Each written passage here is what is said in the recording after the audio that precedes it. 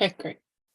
Okay, I'm going to call this work session to order on today, January 5th, 2023 at 6:31 p.m. Can I get an approval of the agenda? Move to approve the agenda as presented. Second. Thank you. All those in favor say aye. Aye. Aye. Aye. All those opposed say nay or no. Agenda approved. Okay, I believe we have Dr. Jamison and then Dr. McGee. Good evening, board. I am excited to have Dr. McGee to present on the curriculum board workshop today. As a reminder, the board participated in a survey identifying areas for professional development over time. This is actually one of the items that's outlined in the Missouri School Improvement Program 6 that boards continue to develop, and then also the alignment to district-wide foci. So I am excited to hand it over to Dr. McGee to get us started in our curriculum workshop for today. Dr. McGee.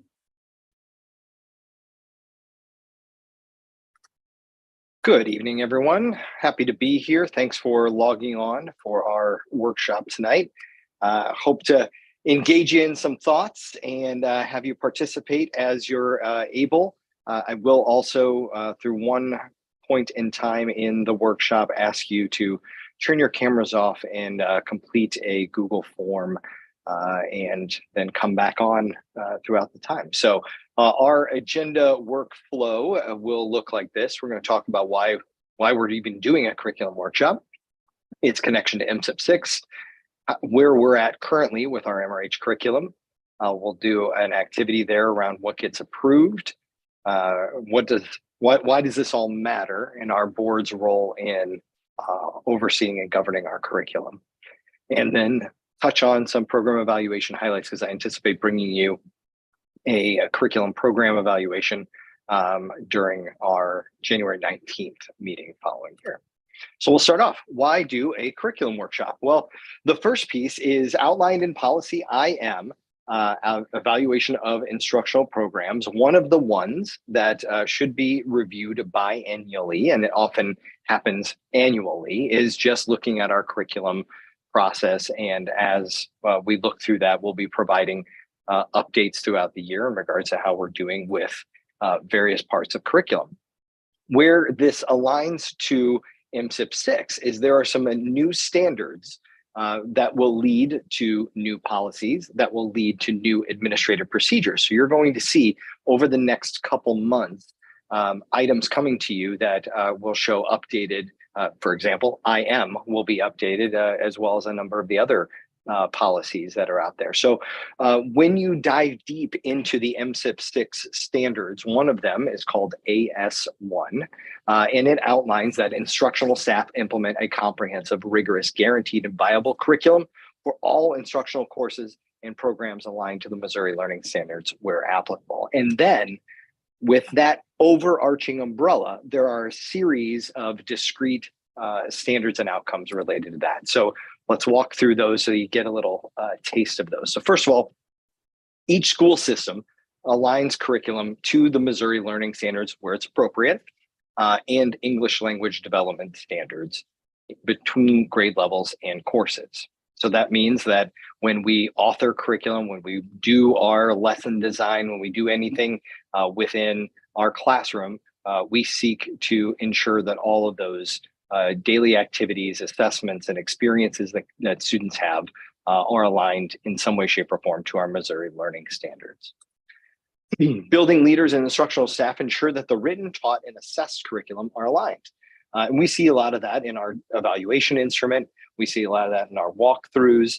And this makes sure that the experience that the child has in our classrooms aligns with how we'll eventually be assessed in the Missouri Assessment Program, or the MAP.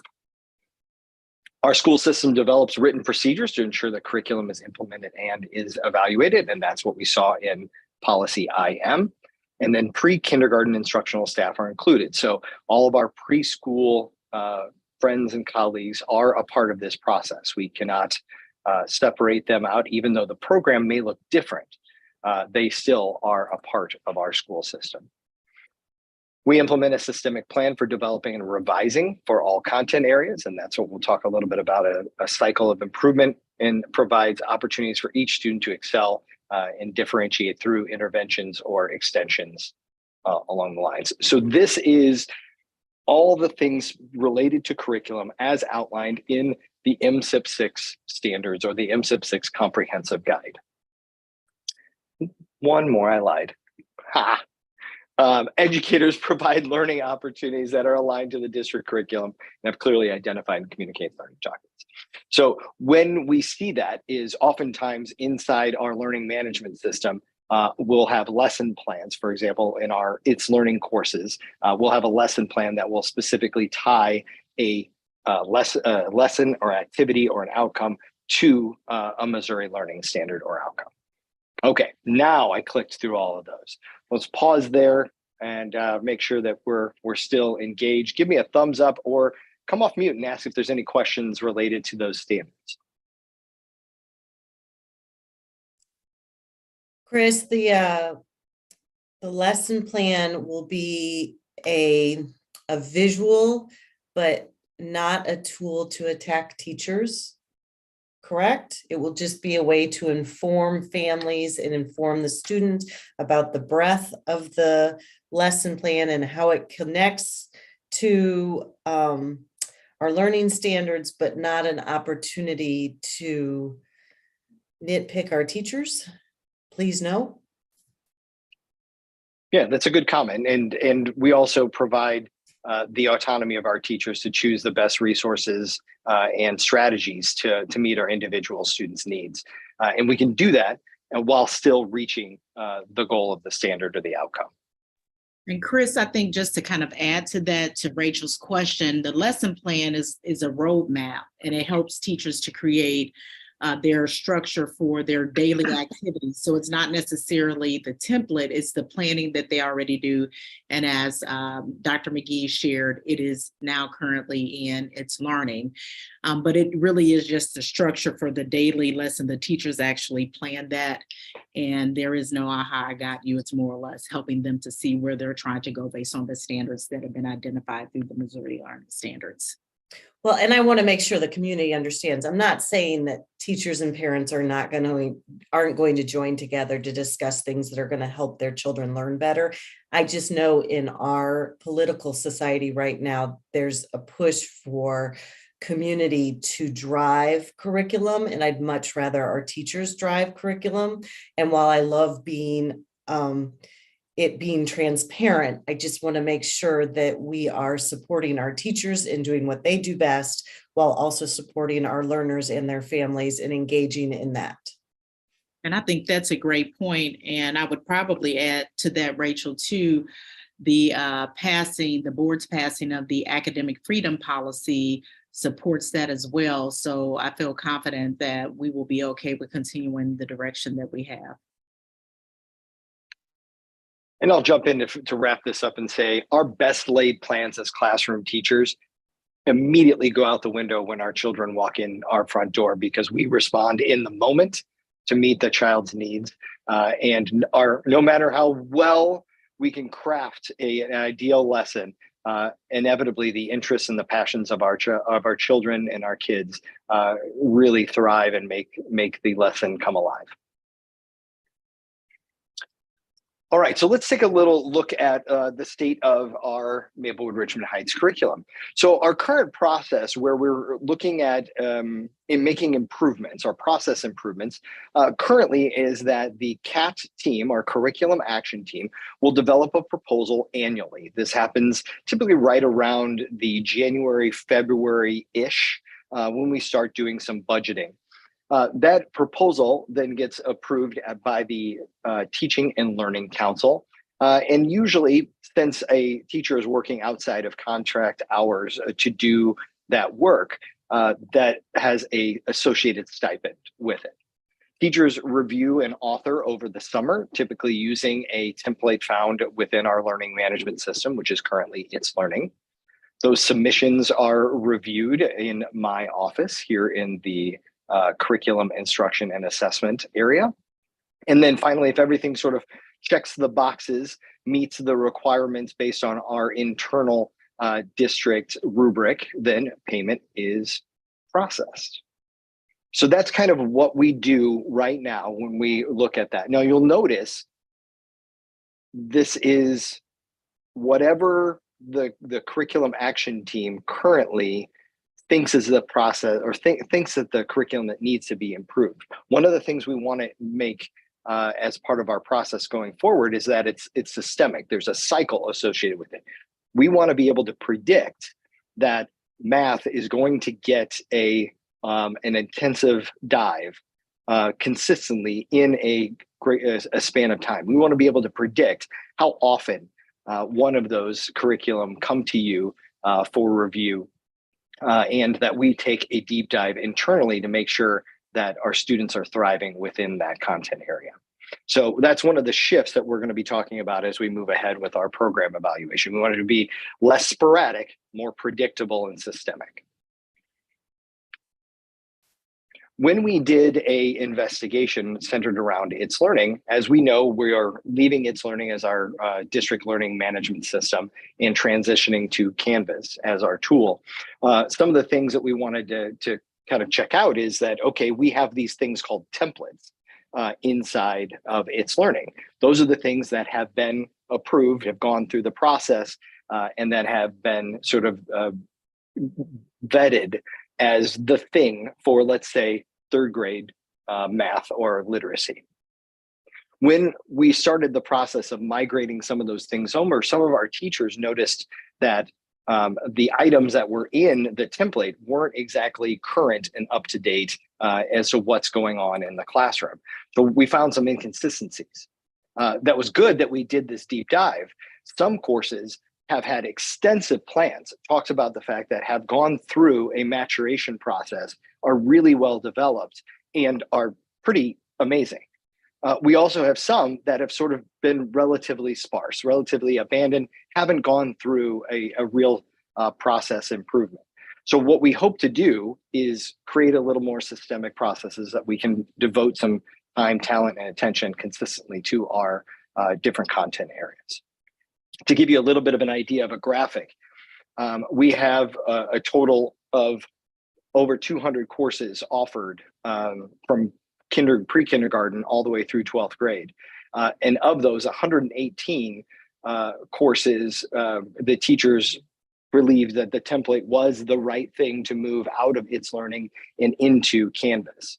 At that same time, 147 of those courses, our staff said, you know what, that's not exactly the most current, please move these resources and materials over. So what that tells me is, that just tells me, okay, we've got to create some better consistency in the experience that we're providing within a curriculum review cycle. What questions do you have about that? Because I want to know that that's an interesting thing, and I wanted to make sure you had a moment to kind of process that. Yeah, Chris, I'm curious, who's responsible for maintaining and updating the templates? Is that the instructor who's delivering the course, or is that a CAT team leader? As you noted, with the new system, you'll be putting in procedures so that there is consistency in terms of how the data is entered and maintained. Why haven't we been in a place where a lot of these courses are templated, or we have sort of a record of information about how they might have evolved?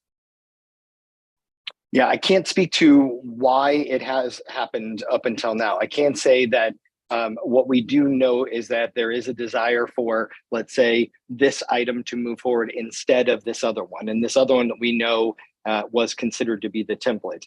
That I don't know how it happened, but I do know that at least what that'll provide us information on is what can we do in the future to create the consistency that we're hoping for, so that way we do have a sort of, I guess, guaranteed and viable experience for our children as they go through the different courses. Dr. Jameson? I can provide some context to that one, and I'm thankful to the board for approving the new org chart when presented.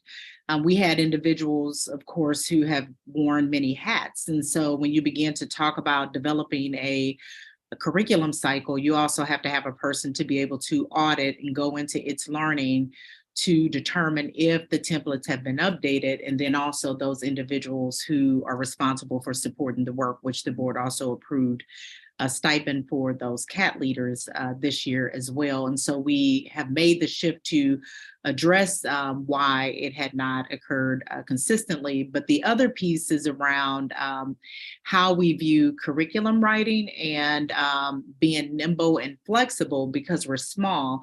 But to Dr. McGee's point, when you look at the change in standards and how quickly some of the curricula is being developed, if you don't continue to have a cycle where you know when it's being done and like textbook adoptions and resources, it becomes very difficult to know when certain courses were updated and the curriculum for that being updated. So that's just a brief overview of why you're seeing what you're seeing now, and then some of the ways the board has supported the district in right sizing that.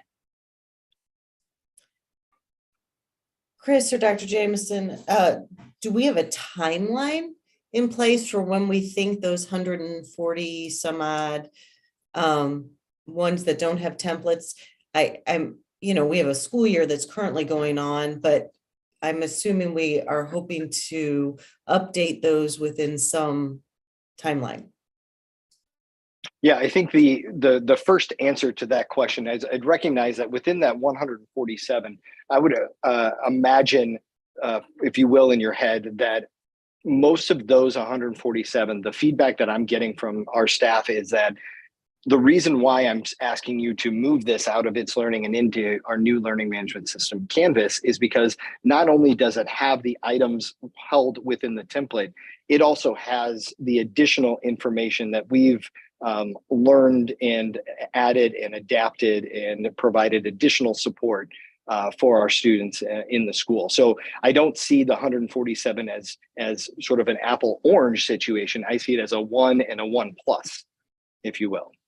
The key thing here, though, is that when we separate out from the consistency of the template, that's when things start getting a little hairy. And I want to get to a situation where we're providing a systemic and consistent experience for our staff as well as our students. And Chris, can you remind, I know that we talked about this before when you presented on Canvas, the template selected and the process and rationale for the particular templates as we look at the grade spans when that information is migrated over? I'm not sure I understand the question, but I'm going to give it a shot.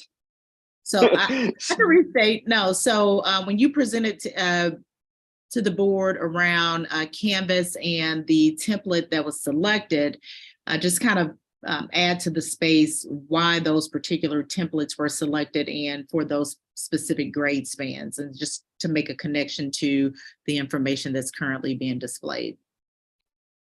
Yeah, so when we looked at migrating information out of its learning and into Canvas, one of the things that we wanted to make sure got done is we requested Canvas to actually do that for us. And that was a part of the bid that we put forth and the board approved. So we are very thankful that we are not asking our teachers to copy and paste and download and import and export content from one platform to the next. In addition to that, the work that's being done is creating an experience of what it looks like in its learning to be consistent with what it's going to look like in Canvas. And again, that was a part of the proposal that was approved by the board earlier this year. All right, let's talk a little bit about what gets approved. Here's where we're going to do a quick activity. So when curriculum comes before the board, what exactly are you approving when you review the material presented? In this activity, what I'm going to ask you to do is I'm going to ask you to turn your camera off. I'm going to put a link in the chat. I would like for you to complete the survey to the best of your ability and then click submit. When you are finished submitting that information, turn your camera back on. All of your answers will be anonymous. There's no right or wrong answer. We're just asking you what your thoughts are in regards to this. So I'm going to get that ready and up and moving. I'm going to get the chat loaded up. And there is the link to the chat. Please take a moment, turn off your camera, click on that link.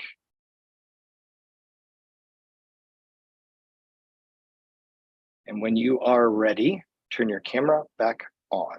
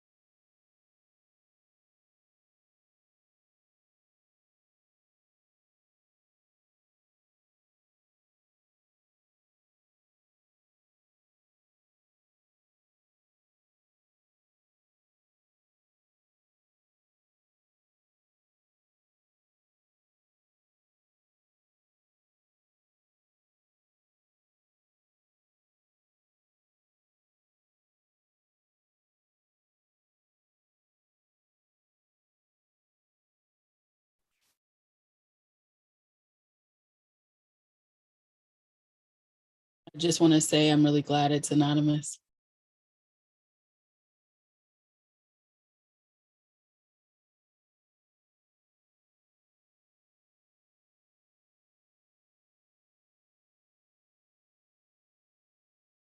Perfect. Thank you all for doing that. Now, I'm going to ask you to do one more activity, and then we're going to discuss how that was and kind of what some of the insights were associated with that. Okay, so I'm not going to ask any questions. I'm not going to ask you to process that, but I love the smiles and the smirks associated with that. There's a method to my madness, if you will. Okay, so that was curriculum activity 1. Here's curriculum activity number 2. You're going to see the exact same form. However, I'm going to give you a different prompt this time. All right. The prompt now is I want you to look through that back one more time, top to bottom, scroll up and down a couple times, and don't check any more than 3. But I wanted you to really think about what are the most important things when you're thinking about board approval, district curriculum, the things that kids are learning in the class. Like, what are the most important? And please choose only no more than 3. Okay. All right. So I'm going to ask you to do the same process again. We're going to ask you to turn your camera off. Here is your new form. Make sure you're on the second link. It will say activity number 2 at the top.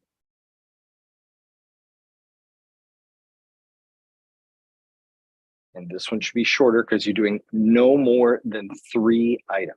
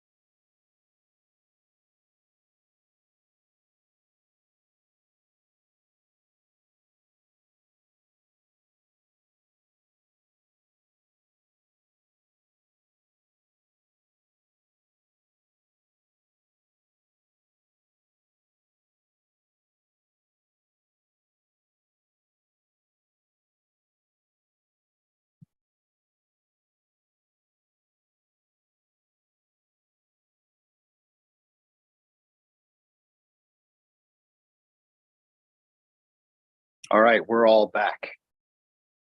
Now, how was that? I thought the second one was better. At the It was first a little one, easier, right?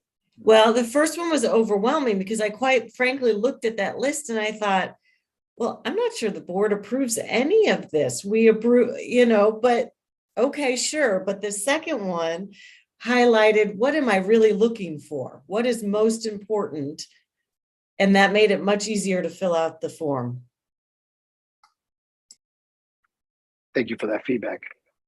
I agree, Rachel. And that, so I don't know that the format it comes to us in mirrors that either. So I wasn't quite sure for the first round, like some of this we approve, some of this we don't.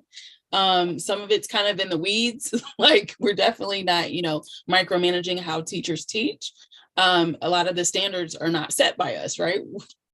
So the second one was way easier, obviously, because it's just talking about what's important and what we think we should be voting on or looking at. So yeah, that's a whole lot easier.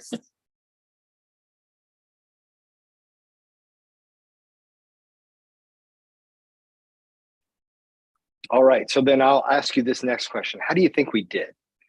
And by that, when considering the answers of everybody here, do you think we all had the same answer around what gets approved? No. And when we did this same activity with our central office cabinet, as well as our teaching and learning council, so all of our principals as well as our teacher leaders, the same experience happened. I'll include that information in our program evaluation. So you're right. In activity number one, we were all over the place. Stem to stern, top to bottom, we had wide range of different things that we believed were all the things that came to the board and that the board dictated and or approved. Okay, now this also highlights the importance of our onboarding process and making sure that it is clear for our board members to know what exactly their role is and where their role from an approval stops and where their influence from a leadership standpoint begins. Okay, second thing, what did you think about activity 2? Did we all agree the same boxes on activity number 2? Some yeses, some nos. Okay. I would think we were close or similar, Closer. but not necessarily all There were, the same. yeah. Very good. And we saw that same thing when we did the same activity internally. The reason why we do the same thing internally is we want to know, do we all value the same things? When we're thinking about looking at what of these pieces of the puzzle have an opportunity to impact the learning that our students have in our classroom, we want to make sure we're all valuing the same things, and we're doing that consistently with our teacher onboarding.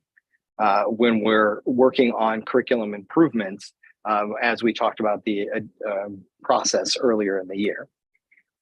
So this presents a number of opportunities of thinking about curriculum as a program offered by the district and allows us an opportunity to align. So this gets kind of to your role. There are a number of policies that outline clearly what the board's expected to do. I'm not going to read the entire phrase to you, but highlighted policy IF, the board will review and approve each curriculum framework. Now, does it tell you what that framework is made of? It does not. The policy does not tell us that. It doesn't dictate all the way down to whatever level. So it behooves us to create a framework and then present that framework to the board for approval. So it is clear what exactly you're approving when it comes to you. In addition to that, curriculum can be defined as any process, attitude, skill, or knowledge that is taught and learned at the appropriate levels of the district, which is a broad interpretation. And policy IGA also highlights for us, and I'll specifically highlight there in blue, a written curriculum framework is referenced again for all subject areas, will be developed by the staff and reviewed and approved by the board. So it behooves us to create something that is a framework, that is consistent, that comes to you, and you can predict the cycle at which that's going to happen. And then that also allows us to know where we are in our our maturation cycle. So we hope to get to you in our program evaluation here coming up soon. Okay, please understand these are in draft form, super wordy, so don't hold me accountable to these yet. But we want to look at our resources specifically centered around our migration from It's Learning to Canvas, and that's going to be our program evaluation goal number one. That's a big task for both our workforce as well as our classroom teachers to shift over a whole software system. So that's going to be one of our pieces here. The second one is to create some consistencies in our investigation, collaboration, and authorship of our curriculum template, which we saw was the framework. We want to simplify and then codify those two processes in which we're going to look at that. And then we're going to do that and make sure that that is integrated as a goal in our strategic plan as we are currently stewarding that process to completion by the end of the academic year. So you should see these in some way, shape, or form as our department goals, as our program evaluation goals that we'll present to you in the January meeting on the 19th. And then we'll report our progress on that as we move forward. So some closure and next steps. So what's next? So we're looking to create a consistent curriculum template or framework. We're going to do that in partnership with our Teaching and Learning Council. We're going to investigate building a curriculum cycle that's going to be modeled more after software development, and we'll talk more a little bit about that. But what that allows us to do is to number and also create a tracking system of like, how often have we looked at this? I can tell you it's on version 3, or when we think about our cell phones, it's on iPhone 14 or Galaxy 21. Like there's a number associated with how many times we've looked at that and made improvements. Create a collaborative pathway to ensure continuous improvement, and then continue to work on our onboarding system. We've done some really great things with that already. And we're going to continue to make improvements on that. So that way, when we do have a new board member come on, we can guarantee that when they do that survey in our workshop, they know those answers because they've been educated, supported, and developed. So that reaches the end of our workshop for tonight. So any questions before we close shop and move on? I have a question about the time frame. I know that's a lot of work. It's probably going to take quite some time, but we also have April 5th coming.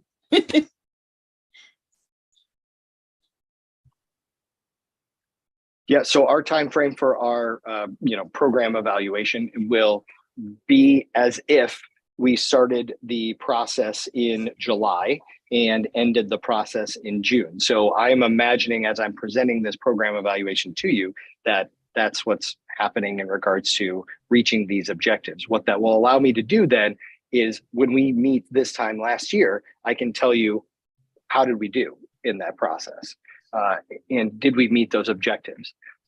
For each of those, I can tell you that our goal 3, our steering committee for our strategic plan is on track.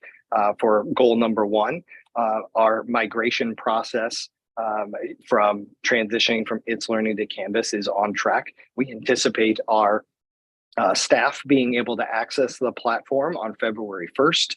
That's our target, which will allow about 4 to 5 months of overlap to ensure that the migration happened, professional development can occur, and then we've got plenty of lead time before students have to interact with it in the fall. And then item number 2, working on our curriculum warehouse, our curriculum template, that's going to be work that we do within our Teaching and Learning Council that happens every month to the end of the year. Other questions?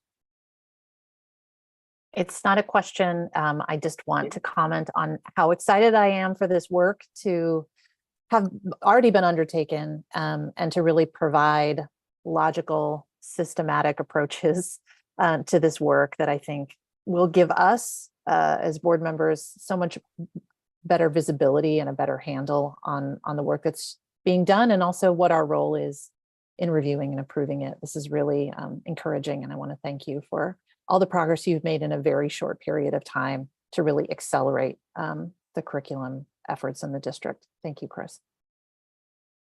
Thank you.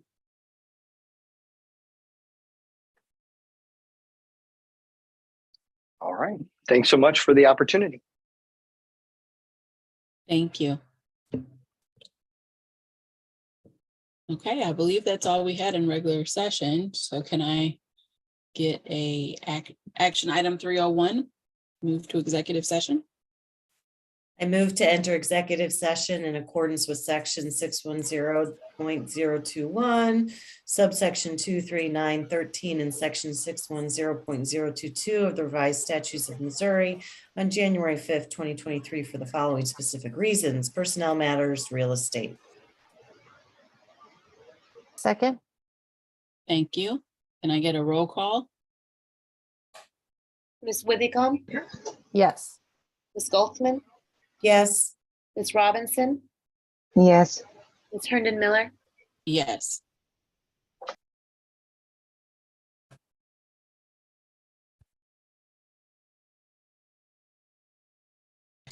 Is the link in there? Or are we getting emailed a link?